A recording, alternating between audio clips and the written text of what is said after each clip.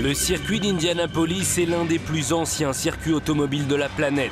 Construit en 1909, il abrite depuis 1911 l'une des plus prestigieuses courses du monde, les 500 miles. Oui, Indianapolis est une des plus vieilles courses au monde sur le circuit tel qu'il est encore aujourd'hui. Mais dès le départ, Indianapolis s'était fait que pour faire une grande course dans l'année, pour avoir un événement international, un peu comme les 24 heures du Mans, voilà. Vainqueur du Grand Prix de Monaco en 1972, Jean-Pierre Beltoise, ancien pilote de Formule 1, n'a jamais couru à Indianapolis. En 1966, c'est devant sa télévision qu'il a suivi le départ de cette course mythique des 500 miles. J'ai toujours suivi les courses d'Indianapolis, mais je dois dire que je n'ai jamais été tenté par Indianapolis. Et en plus de ça, mon coéquipier de chez Mata, Chris Amon, a fait Indianapolis. Il était revenu, il m'a dit c'est un truc de folie complète. Nous sommes en 1966, 33 pilotes parmi les plus célèbres de l'époque vont s'élancer à près de 300 km/h pour 200 tours de circuit, soit 804 km. Le départ est donné, mais au milieu du peloton, un pilote perd tout de suite le contrôle de sa voiture. Le carambolage est alors inévitable. Bon, bah, c'est l'accident typique d'un départ.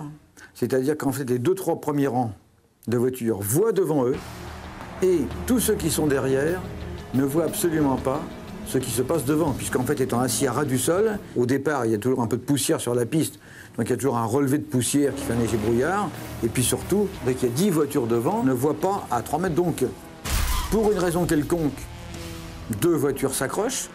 Et il est certain que quand on a des roues extérieures, 2 voitures ne peuvent pas se toucher. Parce qu'à ce moment-là, d'abord, elles s'engrainent l'une dans l'autre. C'est-à-dire que c'est 2 morceaux de caoutchouc qui tournent, bien entendu, en sens inverse. C'est très violent. La voiture part dans le mur. Et donc derrière, c'est le rideau. On ne voit rien. Les pilotes qui sont derrière n'ont absolument pas le temps de réagir. C'est une véritable hécatombe. 11 voitures sont détruites, des pneus volent dans tous les sens et les pilotes cherchent à s'abriter le plus vite possible. Derrière le grillage, dans le public, c'est la stupéfaction. Alors vous savez, quand c'est comme ça, la première des choses, c'est que souvent le pilote se met à l'abri. Voilà, il court pour... Vous voyez, il passe de l'autre côté, il se met à l'abri d'une autre voiture qui pourrait arriver. Parce qu'en fait, le pilote n'a pas forcément l'analyse de ce qui se passe derrière.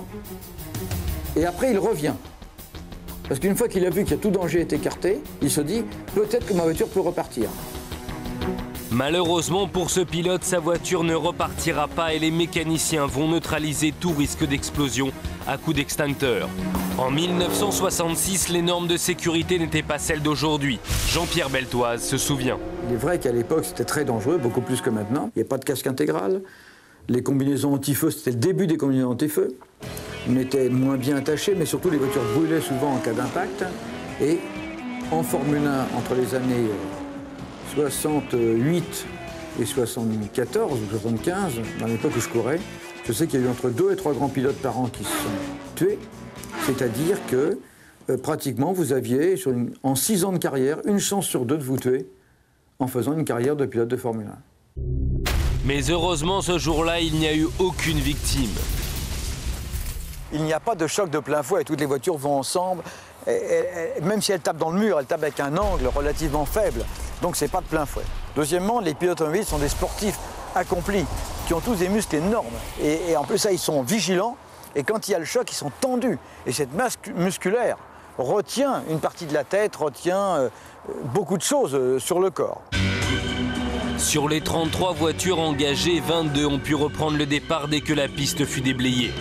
Après cette course mouvementée, seules 7 d'entre elles franchiront la ligne d'arrivée. Et cette année-là, c'est le Britannique Graham Hill qui est sorti, grand vainqueur.